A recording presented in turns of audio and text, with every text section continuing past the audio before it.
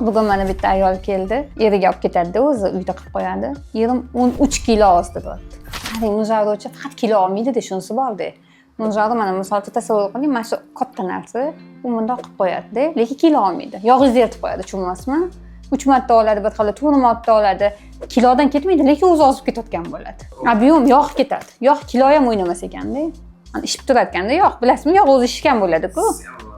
Ishgan narsa prosta ana kirishib qolayotganda. Bizda ham Adiba bilan menda kilo ketmadi, yog' qatlami ketaverdi deb ozib ketaverdik biz. Lekin kilo joyi turaverdi. Tushunmadik shunga. To'g'rimi? Bunda sizga o'rgangan ko'pmi oladi?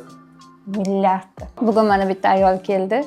Eriga olib ketadi, o'zi uyda qilib qo'yadi. Erim 13 kilo ozdi deyapti. 13 kilo qanchada? 2 haftada.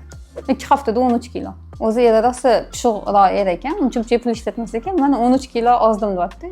Realniy natija. Yo xotinini ozganini ko'rib, keyin eri ham rozilik berdi. Agar sizda ham shunaqa muammo bo'ladigan bo'lsa, menga murojaat qilsanglar bo'ladi. Gormonal изменение yoki semizlikdan aziyat chekayotgan bo'lsanglar, menga murojaat qilavering. Men sizlarga qo'limdan kelgancha yordam beraman. Men bilan bog'lanish uchun podrobniy tugmasini bosing.